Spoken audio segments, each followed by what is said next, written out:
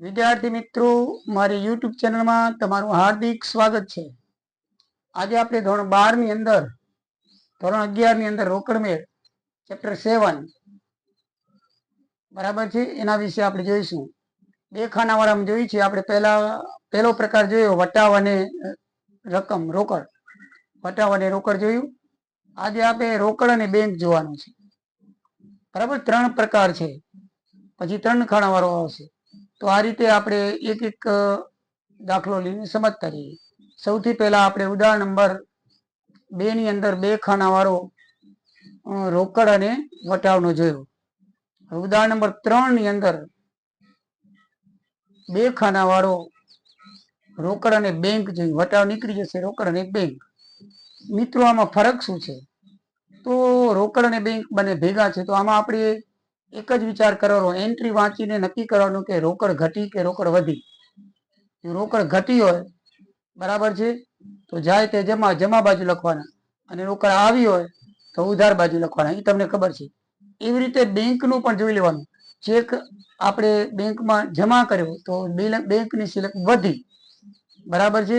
વધે તો કઈ આવે? આપણે ઉધાર બાજુ આવે. અને બેંકની સિલક ઘટી તો કઈ જાય તે જમા, કઈ બાજુ આવશે? જમા બાજુ આવશે.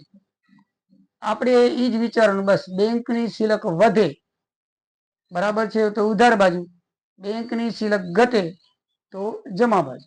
એવી રીતે વ્યવહારથી આપણે જોવાનું કે બેંકની સિલક વધે છે કે ઘટે છે, કે બેંકની રોકડની સિલક વધે છે કે ઘટે છે. આપણે એ જ વસ્તુ જોવાની કે ચેક નાખ્યો તો આપણે ચેક જમા કર્યો તો બેંક સિલક વધી, તો એ ઉધાર બાજુ લખવાનું, બેંક સિલક વધે છે. અને જો બેંક સિલક ઘટે તો જમા બાજુ. જેમ રોકડ આવે છે એમ આવે તે ઉધાર, ને જાય તે જમા. પણ બંનેમાં જોવાનું કોની બેલેન્સ વધી છે ને કોની બેલેન્સ ઘટી છે. ચલો આપણે દાખલો જોઈને વધારે ક્લિયર કરીએ. તો ઉદાહરણ નંબર 3 છે. નીચેના અવયવ પરથી ગાયત્રી બદસ ચોપડે 2 ખાનાવાળો રોકડ મેળ તૈયાર કરો. તો ઉપર લખવાનું શ્રી ગાયત્રી બદસનો એપ્રિલ 2015 નો રોકડ મેળ, અને આ બાજુ લખવાનું છે ઉધાર. ડાબી સાઈડ ઉધાર, જમણી સાઈડ જમા, અને આ બાજુ લખવાનું છે જમા. તો મિત્રો, પહેલી રકમ છે બાકી આગળ લાવ્યા. રોકડ સિલક 6000, શરૂઆતની બેંક 5000. તો જે બેંકની બાકી હોય લખવાનું, રોકડની 6000 ને બેંકની 5000. તો રોકડના ખાનામાં લખવાનું, બેંકના ખાનામાં લખવાનું. પંકજને 10000 નો માલ 10% વેપારી વટાવે રોકડેથી વેચ્યો. 10000 ના 10% એટલે 1000 બાદ કરી વેપારી વટાવે છે, નોંધ થાય નહીં. અને એટલે 9000 રૂપિયાનો રોકડેથી વેચી, એટલે રોકડ આવી. તો વેચાણ ખાતે લખાય વેચ્યો, એટલે રોકડ ખાતે 9000 રોકડના ખાનામાં લખાશે, બાકી કાંઈ લખાશે નહીં. બરાબર સમજી ગયા? નહીં તો તમે બરાબર જાણો છો. જાનકી પાસેથી 3000 નો માલ રોકડેથી ખરીદ્યો. રોકડ ગઈ, જાય તે જમા. તો ખરીદ ખાતે રોકડના ખાનામાં 3000 લખશું. બરાબર છે. રોકડ વટાવ કેવું તો આપશે નહીં, કારણ કે વટાવનું ખાનું હોય ને તો જ વટાવ આવશે, નકે આપશે નહીં. 1500 રોકડા બેંકમાં ભર્યા. જે અસર બે બાજુ અસર કરે ને એને જમા ખર્ચી જખ લખવું પડે. હવે 1500 રોકડા બેંકમાં ભર્યા મિત્રો, તો રોકડ ઘટી અને બેંકની સિલક વધી, બરાબર ને. આપણા માલમાંથી, આપણા ધંધામાંથી આપણે 1500 બેંકમાં ભર્યા, તો બેંકની સિલક વધી, બરાબર છે. બેંકની સિલક વધે તો ઉધાર બાજુ શું લખશું? આપણે 1500 રોકડ ખાતે લખશું. શું લખશું? આપણી રોકડ જખ 1500, અને સામે લખશું બેંક ખાતે. શું લખશું? બેંક ખાતે રોકડ વધી. એ રોકડ આપણે 1500 રૂપિયા આપણી રોકડ ગઈ, તો રોકડના ખાનામાં 1500 લખવાના, બરાબર છે ને. રોકડ આપણી ગઈ તો જાય તો જમા બાજુ. રોકડના ખાતામાં શું લખશે? જમા બાજુ. અને બેંકની સિલક વધી, તો અહીંયા લખશું આપણે રોકડ ખાતે કેટલા લખશું? બેંકના ખાનામાં 1500 રૂપિયા. અહીંયા બેંકનું ખાનું છે, આ બેંક સિલક બોલે છે. 1500 રૂપિયા વધી, તો વધી તો અહીંયા લખવાનું બેંકના ખાતામાં. આ બેલેન્સ વધતી આવે છે, બરાબર છે, ઉધાર બાજુ. અને અહીંયા લખશું આપણી રોકડ ઘટી, જાય છે તો રોકડના ખાનામાં જાય. આપણે એમ જ લખી છે ને, જાય તો જમા, આવે તો ઉધાર, બરાબર છે. તો રોકડ જાય છે તો પેલા રોકડના ખાતામાં લખી નાખી, જાય તે જમા, જખ વ્યવહાર 1500. બેંકની સિલક વધી તો આ બાજુ આવે ઉધાર બાજુ, જમા કરો જાય તો આ ઘટે તો આ બાજુ, બરાબર છે. તો આપણે 1500 રૂપિયા બેંકના ખાતામાં લખશું રોકડ ખાતે, અહીંયા લખવાનું બેંક ખાતે અને શું લખવાનું રોકડ ખાતે, બરાબર છે. તો જખ વ્યવહાર થશે તો બંનેની સામે જખ એક જ વ્યવહારની બે નોંધ 7 તારીખ ને 7 તારીખ. સમજી લીજો કે બેંકમાં રૂપિયા ભર્યા તો બેંકમાં રૂપિયા ભર્યા એટલે બેંકમાં રૂપિયા ભર્યા તો બેંકની સિલક વધી તો આ સિલકનું ખાનું છે, ઉધાર બાકી સિલક. તો 1500 રૂપિયા અહીંયા બેંક ખાતે અહીંયા રોકડ ખાતે લખવાનું. શું લખવાનું? રોકડ ખાતે.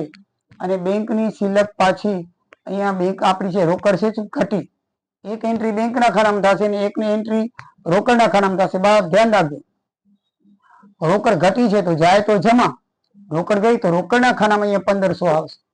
આ ઘટ્યા આટલા, રોકડ જાય તો જમા થાય, રોકડ ગઈ એટલે રોકડ ઘટી 1500 રૂપિયા અને બેંકના ખાનામાં વધ્યા તો સિલક એટલે બેંકના ખાતામાં અહીંયા વધ્યા. તો અહીંયા લખવાનું બેંક ખાતે, અહીંયા લખવાનું રોકડ ખાતે, બરાબર છે. શું લખવાનું? રોકડ ખાતે. એટલે આમનું જ કરો તો એ પણ રોકડ જાય છે એટલે બેંક ખાતે, લેનાર બેંક છે તો બેંક ખાતે ઉધાર, બેંક ખાતે ઉધાર તે રોકડ ખાતે જમા, બરાબર છે. બેંક ખાતે ઉધાર તે રોકડ ખાતે જમા. તો રોકડ ખાતાની જમા બાજુ બેંક ખાતે અને આ બાજુ આવશે રોકડ ખાતે, બરાબર છે. આમનો વિચારીને કરો તો ભલે છે, આમનો નહીં વિચારો તોય જે બાજુ ઘટ્યું અહીંયા રોકડ ઘટી તો રોકડના ઘટામાં રોકડ ઘટે એટલે જમા બાજુ આ બાજુ ઘટાડવાનું છે, આ બાજુ વધારવાનું છે. તો 1500 રૂપિયા ઘટ્યા તો 1500 અહીં આવશે. આ બેંકની સિલક વધી, આ સિલક છે બેંક, આ બંને સિલક છે, વધે આ બાજુ લખવાનું, ઘટે એ બાજુ લખવાનું, બરાબર છે. તો 1500 રૂપિયા વધ્યા બેંકમાં આવ્યા તો ઉધાર બાજુ 1500 શું લખવાનું? રોકડ ખાતે. બસ કઈ બાજુ વધે ને કઈ બાજુ ઘટે રોકડથી એ જોવાનું છે. પછી લખ્યું છે સ્ટેશનરી ખર્ચના 1000 પગારના 300 ચેક થી ચૂકવ્યા તો બેંક સિલક ઘટી, બરાબર છે. ઘટી તો જમા બાજુ એ લખી નાખવાનું પગાર ખાતે 3000 અને સ્ટેશનરી ખર્ચ ખાતે 1000, બરાબર છે. આનો આ વ્યવહાર કેમ જખ ન થાય? કારણ કે જખ ક્યારે થાય ખબર છે? એ રોકડ ઉપાડો નહીં, રોકડ બેંકમાં આવે ને તો જખ થાય. ડાયરેક્ટ પાર્ટીને ચૂકવી દો તો નહીં, ડબલ વ્યવહાર નથી થતો. અહીંયા આપણે જખ કેમ થયો કે કારણ કે બેંક રોકડ ભર્યા એટલે રોકડ ઘટી અને આપણી સિલક બેંકમાં વધી એટલા માટે જખ થયો. જખત ક્યારે થાય કે એક જ વ્યવહારની બે અસર થાય અને રોકડ ખાતાને બેંક ખાતાને બેને અસર કરતી હોય તો જ થાય. ખાલી બેંકને કે ખાલી રોકડને અસર કરતી હોય તો જખ વ્યવહાર કહેવાય નહીં. આમાં લખ્યું છે 1000 ને 3000 ચેક તો ચૂક્યા તો બસ એક જ અસર થઈ, ચૂક્યા તો બેંક સિલક ઘટી માટે જમા બાજુ 1000 ને 3000 લખી નાખો, બરાબર છે. દુકાનના ભાડાના 1100 રૂપિયા ચૂકવ્યા તો રોકડ ઘટી જાય તે જમા, તો 1100 રૂપિયા દુકાન ભાડા ખાતે 1100 રૂપિયા એક જ અસર હશે, બરાબર છે. બેંકને કોઈ લાગતું વર્ગતું નથી, એક અસર હોય તો બસ રોકડ જાય છે તો રોકડ જાય તો જમા બાજુ રોકડના ખાનામાં લખવાનું, ખાના ભૂલાય નહીં ધ્યાનમાં રાખવાનું. ચેકની રકમ હંમેશા બેંકના ખાતામાં લખવાનું, ચેકની રકમ હંમેશા કેમાં આવશે? બેંકના ખાતામાં. અને રોકડની રકમ રોકડ રકમ છે રોકડના ખાનામાં આવે, એટલું બરાબર ધ્યાન રાખજો. પછી યેસા પાસેથી 3000 નો ચેક મળે છે, તરત જ બેંકમાં ભર્યો તો 3000 બેંકમાં ભર્યો માટે બેંકની સિલક વધી અહીંયા આવે 3000 અને કોને ખાતે કોને આપ્યો છે? યેસા આપે તો યેસા ખાતે 3000. શું લખવાનું? યેસા ખાતે 3000. કેટલા લખવાના? યેસા ખાતે 3000. યેસા પાસે 3000 નો ચેક મળ્યો જે તરત જ બેંકમાં આપણે ભર્યો, તે શું કર્યું? આપણે તરત જ બેંકમાં ભર્યો, બરાબર છે. તો અહીંયા આપણે લખશું બેંક ખાતે. જો અહીંયા યેસા ખાતે જમા કર્યા, બરાબર છે. યેસા ખાતે શું કર્યું? જમા કર્યા બેંક ખાતે. બેંક ખાતે 3000 રૂપિયા ભર્યા, ચેક આવ્યો છે તો ચેકના ખાનામાં લખશું. તો આ જખ વ્યવહાર નહીં થાય. શું કેમ નહીં થાય? કારણ કે ચેક આવે ને ચેકમાં ભરી દીધો આપણે બેંકમાં તો સામે આપણે કોઈ એન્ટ્રી નહીં આવે. ધ્યાન રાખજો, જો રોકડ અને બેંક બંને વ્યવહાર ભેગા હોય ને તો જખ વ્યવહાર થાય.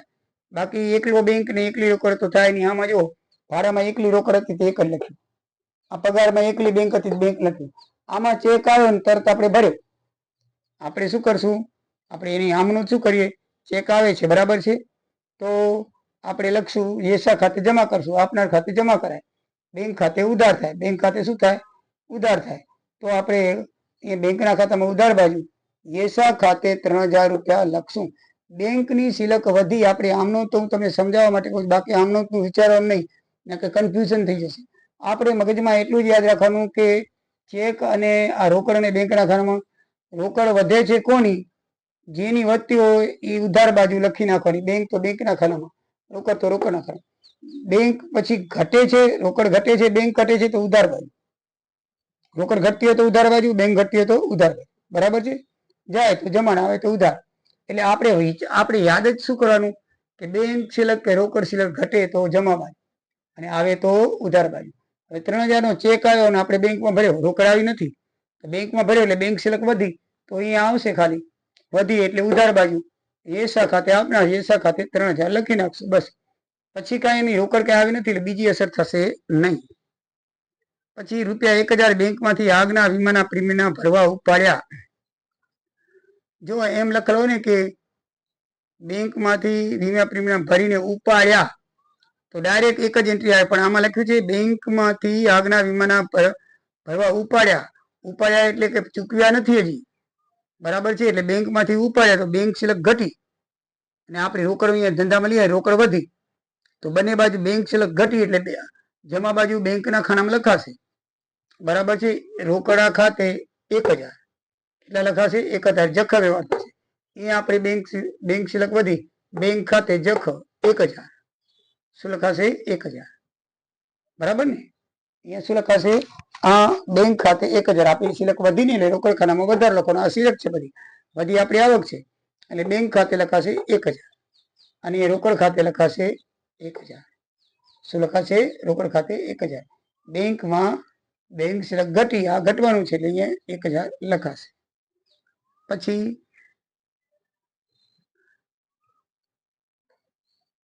ઘર માટે 8000 નું ફર્નિચર ખરીદી, જરૂરી રકમનો ચેક ધંધાના ખાતામાંથી ઉપાડ્યો. ઘર માટે ખરીદ છે એટલે મિત્રો આ ઉપાડ કહેવાય. અને ચેક ખરીદી બેંકમાં આપી દીધો. અહીંયા 800 રૂપિયાનું ફર્નિચર ખરીદી એટલે ઉપાડ છે અને બેંક સિલક ઘટી તો ઉપાડ ખાતે 800 રૂપિયા બેંક સિલક ઘટી બેંકના ખાતામાં થાય. ઉપાડ ખાતે 8000 રૂપિયા બેંકના ખાતામાં લખાશે. ધંધામાં લાવ્યા નથી એટલે જખ વ્યવહાર થાય નહીં. ઉપાડીને બેંકમાંથી તમે જમા લઈ આવો, ધંધામાં રોકડ લઈ આવો તો જ જખ વ્યવહાર થાય, અથવા ધંધામાંથી રોકડ તમે બેંકમાં જમા કરો તો જખ વ્યવહાર થાય. નકે થાય નહીં. જખ કેવી રીતે? બે થાય. બેંકમાંથી ઉપાડીને પૈસા તમે ધંધામાં લઈ આવો તો જખ થાય, ધંધામાંથી ઉપાડીને તમે પાછા બેંકમાં ભરો તો જખ થાય, નકે થાય નહીં. એક જ તરફી હોય, ચૂકવી દીધા તો જે ચેક દ્વારા ચૂક્યા તો બેંકની સિલક ઘટી, બેંકના ખાતામાં લખો જમા બાજુ. ચેક દ્વારા આયા બેંકની સિલક વધી, ઉધાર બાજુ બેંકના ખાતામાં લખો. અને રોકડની તો તમને ખબર છે, જાય તે જમા, આવે તે ઉધાર. પછી લખ્યું છે આગના વીમાનું પ્રીમિયમ ચૂકવી આપ્યું. જો હવે અહીંયા લઈ આવ્યા હતા આપણે, એ આગના વીમાનું પ્રીમિયમ ચૂકવી આવ્યું. આગના વીમાનું પ્રીમિયમ તમે જો 17 તારીખમાં 1000 ઉપાડ્યા હતા ત્યારે આપણે જખ વ્યવહાર કર્યો હતો. એ ઉપર આવી આ રહ્યો જખ વ્યવહાર. હવે શું છે કે આગના વીમાનું પ્રીમિયમ આપણે ભર્યું. હવે અહીંયા જો આપણે અહીંયા રોકડા થઈ ગયા છે એટલે હવે રોકડ જશે, આપણે રોકડ શું થઈ જશે? ઓછી થશે. આગના પ્રીમિયમ ખાતે 1000 રોકડના ખાનામાં લખાશે એટલે રોકડ આપણી ઘટી. બરાબર ને? પહેલો વ્યવહાર થયો તો જખ, આપણે બેંકમાંથી ઉપાડીને આપણા ધંધામાં લઈ આવ્યા અને લઈ આવ્યા હતા 17 તારીખે, ચૂકવ્યા ક્યારે? 23 તારીખે. 23 તારીખે એક જ એન્ટ્રી થશે. બરાબર છે? આગના પ્રીમિયમ ખાતે. છેલ્લો છે અકબરભાઈને 5000 માલ મોકલી આપવાનો ઓર્ડર આપ્યો તો ઓર્ડર એ બિન આર્થિક વ્યવહાર કહેવાય એટલે એ લખાશે નહીં. બસ મિત્રો, ઉધાર બાજુનું ટોટલ મારી નાખવાનું, કારણ કે ઉધાર બાજુ એ સિલક બાજુ કહેવાય એટલે એનું ટોટલ તમે મારી નાખો. પછી તૂટતી રકમ જે છે એ જમા બાજુ બાકી આગળ લઈએ તો અમે લખવાનું. 9 ને 6 15 ને 16000, 5 ને 3 8 ને 9500, આ બાજુ 16000 માં 9400 ખૂટે છે, 9500 માં 3700 ખૂટે છે. તો મિત્રો 94 ને 3700 બાકી આગળ લાવ્યા. એપ્રિલ મહિનાનો છે એટલે મે ની 1 તારીખ 1/5/2015 લખી 9400 ને 3700 રૂપિયા લખવાના. બરાબર છે? આ 9400 ને 3700 રૂપિયા જે બાકી આગળ લઈ ગયા તો એ આવતા મહિનાની બાકી આગળ લાવ્યા થશે, શરૂઆતની બાકી થશે એટલે એ બે અહીંયા લખી નાખવાનું. એક જ વ્યવહાર નથી આવો એની નોંધ નીચે લખવી પડે, બિનઆર્થિક વ્યવહાર છે. તો મિત્રો, તમને રોકડ અને બેંકમાં ખબર પડી ગઈ હશે. ધ્યાન શું રાખવાનું? એક જ મુદ્દો ધ્યાનમાં રાખવાનો કે જે વ્યવહારથી બેંકની સિલક ઘટે એ જમા બાજુ બેંકના, એવી જ રીતે જે વ્યવહારથી રોકડ ઘટે એ જમા બાજુ રોકડના ખાના, અને બેંકની સિલક વધે તો બેંકના ખાનામાં ઉધાર બાજુ, અને રોકડની સિલક વધે તો રોકડના ખાનામાં ઉધાર બાજુ. ઘટે બંનેમાં તો જમા બાજુ, વધે બંનેમાં તો ઉધાર બાજુ. ઉધારી સિલક છે એટલે વધે એટલે ઉધાર બાજુ, જ્યાં ઈ જમા, ઘટે એટલે જમા બાજુ. બસ આટલું ધ્યાન રાખજો, બીજું આમનો બામનો કાંઈ નહીં વિચારવા. બરાબર છે? ઘટ્યા તો આ બાજુ લખી નાખો, વધ્યા તો આ બાજુ લખી નાખો. અને પછી ધંધા બેંકમાંથી ઉપાડીને ધંધામાં રોકડ લઈ આવ્યા અથવા રોકડ ઉપાડીને બેંકમાં નાખી, એ વાર આમાં જખત થશે, બાકી કોઈ વાર જખત થશે નહીં. તો મિત્રો હવે તમને બરાબર સમજણ પડી ગઈ હશે. મિત્રો આવજો. જય દ્વારિકાધીશ. વિડીયો ગમે તો લાઈક અને ફોરવર્ડ કરજો અને સબસ્ક્રાઈબ કરજો. જય સિયારામ, જય દ્વારિકાધીશ.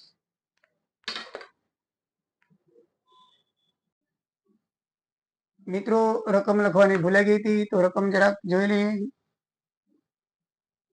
અને રકમ છે દાખલા નંબર 3 ની શરૂઆતની સિલક 16,000, શરૂઆતની બાકી 5,000, પંકજને 10,000 નો માલ 10% વેપારી બટાવે આપ્યો, અને બાકી જે છે એ આ રીતની રકમ છે.